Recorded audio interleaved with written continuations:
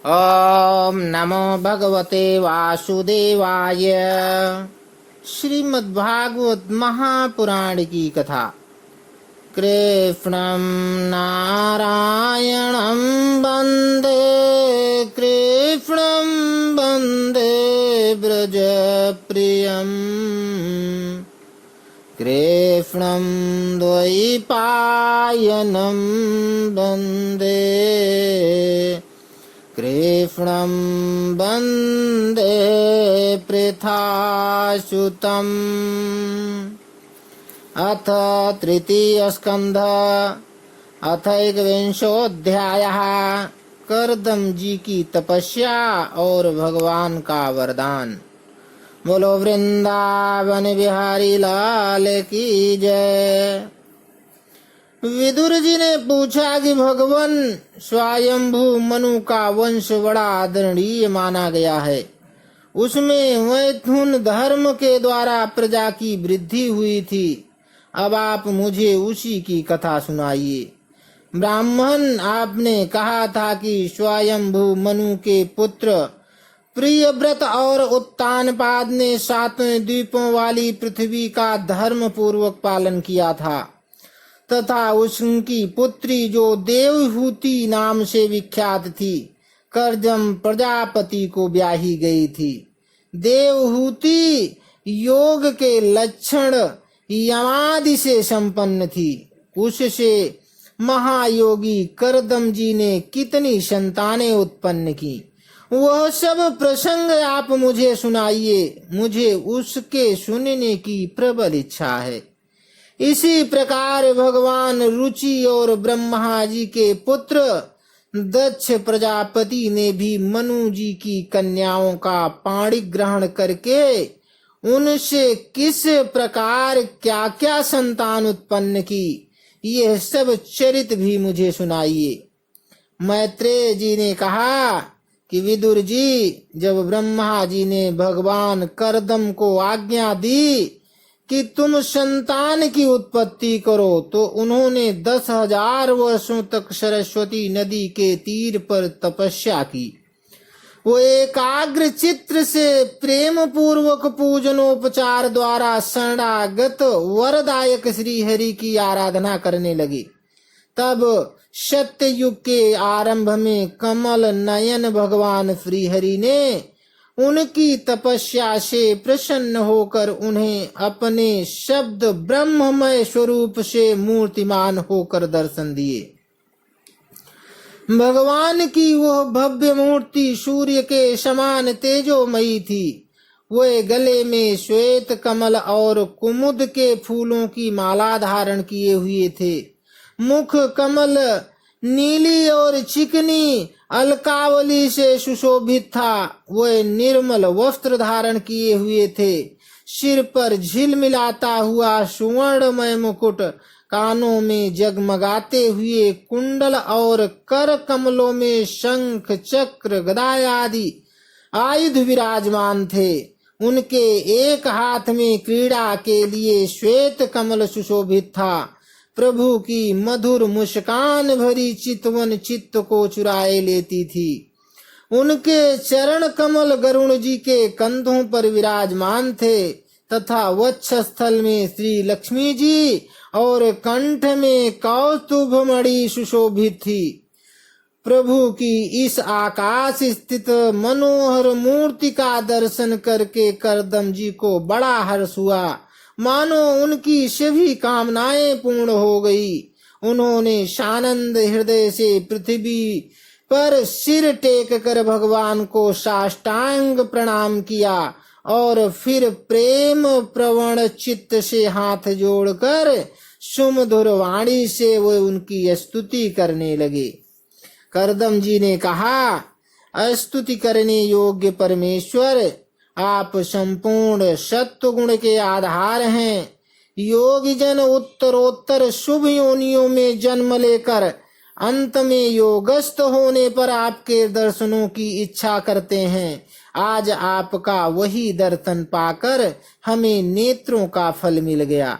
आपके चरण कमल भव सागर से पार जाने के लिए जहाज हैं। जिनकी बुद्धि आपकी माया से मारी गई है, वही उन तुच्छ क्षणिक विषय सुखों के लिए जो नरक में भी मिल सकते हैं, उन चरणों का आश्रय लेते हैं।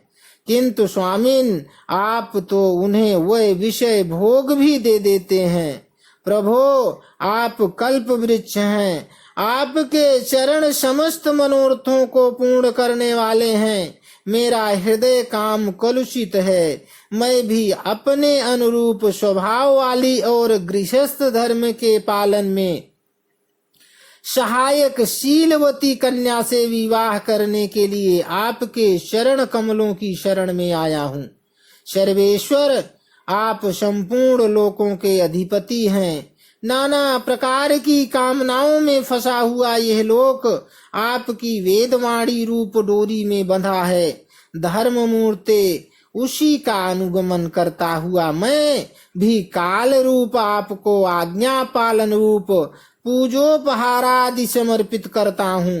प्रभो, आपके भक्त विषयासक्त लोगों और उन्हीं के मार्ग का अनुसरण करने वाला मुझ जैसे कर्म जड़ पशुओं को कुछ भी न गिनकर आपके चरणों की छत्र छाया का ही आश्रय लेते हैं तथा परस्पर आपके गुणगान रूप मादक सुधा का ही पान करके अपने क्षुधा पिपास आदि देह धर्मों को शांत करते हैं।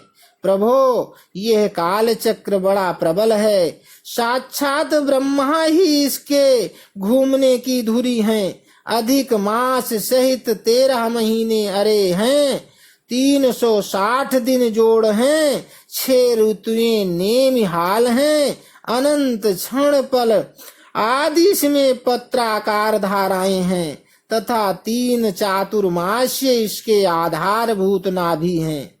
यह अत्यंत वेगवान संवत्सर रूप काल चक्र चराचर जगत की आयु का छेदन करता हुआ घूमता रहता है, किंतु आपके भक्तों की आयु का ह्रास नहीं कर सकता।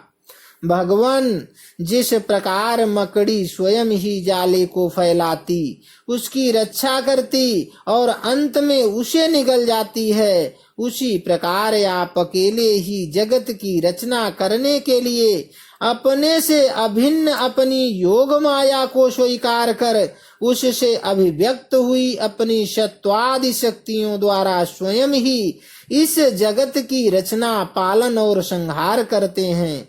प्रभो, इस समय आपने हमें अपनी तुलसी माला मंडित माया से परिच्छिन्न सी दिखाई देने वाली सगुण मूर्ति से दर्शन दिया है। आप हम भक्तों को जो शब्दादि विषय सुख प्रदान करते हैं, वो माइक होने के कारण यद्यपि आपको पसंद नहीं कहे, तथापि परिणाम में आपका हमारा शुभ करने के लिए ही वे हमें प्राप्त हों।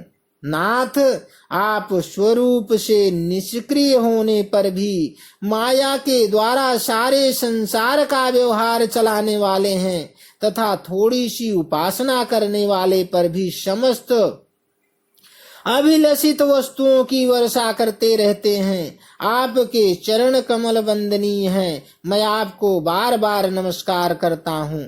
मैत्रेय जी कहते हैं कि भगवान की भवें प्रणय मुस्कान भरी चितवन से चंचल हो रही थी। वे गरुण के कंधे पर विराजमान थे। जब करदम जी ने इस प्रकार निष्कपट भाव से उनकी स्तुति की, तब वह उनसे अमृतमयी वाणी से कहने लगे। श्री भगवान ने कहा, जिसके लिए तुमने आत्म संयमादिक के द्वारा मेरी आराधना की है, तुम्हारे हृदय के उस भाव को जानकर मैंने पहले से ही उसकी व्यवस्था कर दी है। प्रजापते, मेरी आराधना तो कभी भी निष्फल नहीं होती। फिर जिनका चित्त निरंतर एकांत रूप से मुझ में ही लगा रहता है, उन तुम जैसे महात्माओं के द्वारा की हुई उपासना का तो और भी अधिक फल होता है। प्रसिद्ध यशस्वी सम्राट स्वयंभू मनु ब्रह्मावर्त में रहकर 7 समुद्र वाली सारी पृथ्वी का शासन करते हैं। प्रवर व परम धर्मज्ञ महाराज महारानी शतरूपा के साथ तुमसे मिलने के लिए परसों यहाँ आएंगे। उनकी एक रूप यौवनशील और गुणों से संपन्न श्याम लोचना कन्या इस समय विवाह के योग्य है। प्रजापते, तुम सर्वथा उसके योग्य हो, इसीलिए वे तुम ही को वह कन्या अर्पण करेंगे। ब्राह्मण, गत अनेकों वर्षों से तुम्हारा चित्र जैसी भार्या के लिए समाहित हो रहा है। अब शीघ्र ही वह राजकन्या तुम्हारी वैसी ही पत्नी होकर यथेष्ट सेवा करेगी। वह तुम्हारा वीर्य अपने गर्भ में धारण कर उससे 9 कन्याएं उत्पन्न करेंगी और फिर तुम्हारी उन कन्याओं से लोक रीति के अनुसार मरीचि आदि ऋषिगण पुत्र उत्पन्न करेंगे। तुम भी मेरी आज्ञा का अच्छी तरह पालन करने से शुद्ध चित्त हो, फिर अपने सब कर्मों का फल मुझे अर्पण कर मुझ में ही प्राप्त होगे। जीवों पर दया करते हुए तुम आत्मज्ञान प्राप्त करोगे और फिर सबको अभय दान दे अपने सहित संपूर्ण जगत को मुझ में और मुझको अपने में स्थित देखोगे। महामुने, मैं भी अपने अंश कला रूप से तुम्हारे वीर्य द्वारा तुम्हारी पत्नी देवहूति के गर्भ में अवतीर्ण होकर सांख्य शास्त्र की रचना करूंगा। मैत्रेय जी कहते हैं कि विदुर जी कर्दम ऋषि से इस प्रकार संभाषण करके इंद्रियों के अंतर्मुख होने पर प्रकट होने वाले श्री हरि सरस्वती नदी से घिरे हुए बिंदुसर तीर्थ से जहाँ कर्दम ऋषि तप कर रहे थे अपने लोक को चले गए। भगवान के सिद्धि मार्ग वैकुंठ मार्ग की सभी सिद्धेश्वर प्रशंसा करते हैं। वे कर्दम जी के देखते देखते अपने लोक को सिधार गए। उस समय गरुण जी के पक्षों से जो शाम की आधारभूत ऋचाएं निकल रही थी उन्हें वे सुनते जाते थे। विदुर जी, श्री हरि के चले जाने पर भगवान कर्दम उनके बताए हुए समय की प्रतीक्षा करते हुए बिंदु सरोवर पर ही ठहरे रहे। वीरवर इधर मनु जी भी महारानी शतरूपा के साथ सुवर्ण जटित रथ पर सवार होकर तथा उस पर अपनी कन्या को भी बिठाकर पृथ्वी पर विचरते हुए जो दिन भगवान ने बताया था उसी दिन शांति परायण महर्षि कर्दम के उस आश्रम पर पहुंचे। सरस्वती के जल से भरा हुआ वह बिंदु सरोवर वह स्थान है जहाँ अपने शरणागत भक्त कर्दम के प्रति उत्पन्न हुई अत्यंत करुणा के वशीभूत हुए भगवान के नेत्रों से आंसुओं की बूंदें गिरी थी। यह तीर्थ बड़ा पवित्र है, इसका जल कल्याणमय और अमृत के समान मधुर है तथा महर्षिगण सदा इसका सेवन करते हैं। उस समय बिंदु सरोवर पवित्र वृक्षलताओं से घिरा हुआ था जिनमें तरह तरह की बोली बोलने वाले पवित्र मृग और पक्षी रहते थे।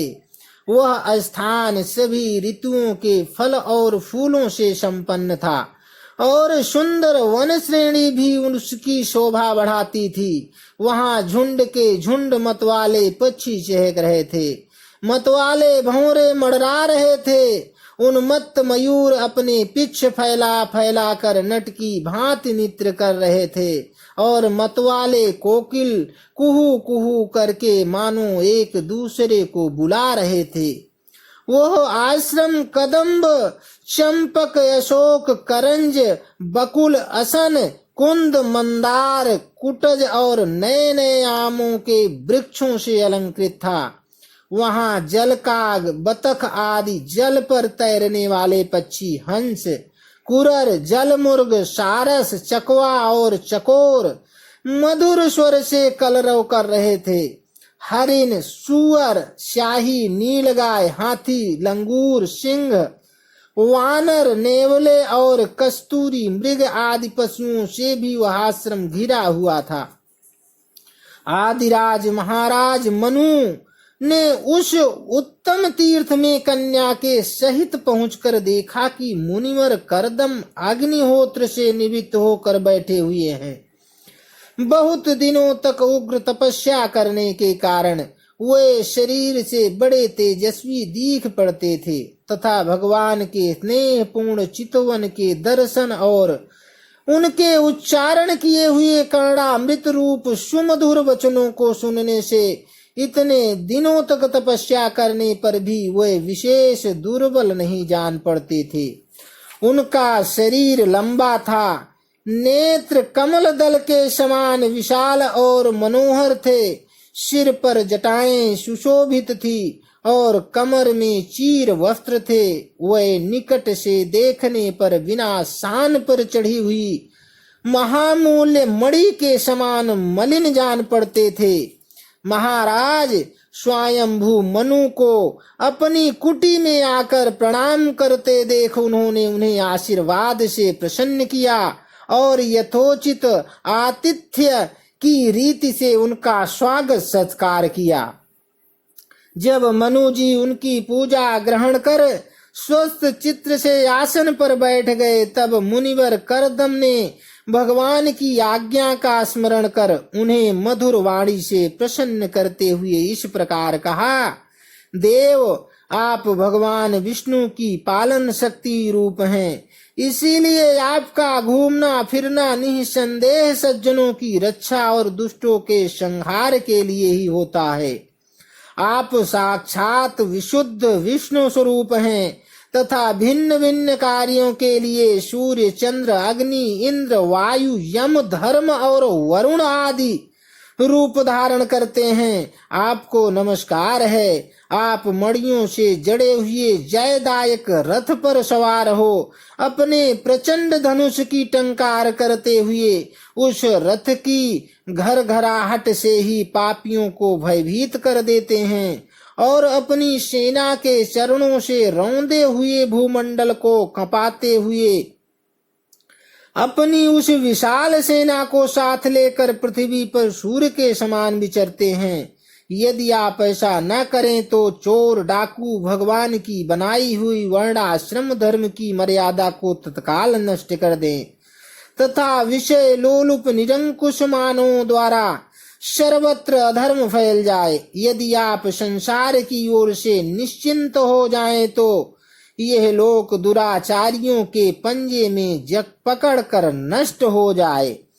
तो भी वीरवर, मैं आपसे पूछता हूँ कि इस समय यहाँ आपका आगमन किस प्रयोजन से हुआ है?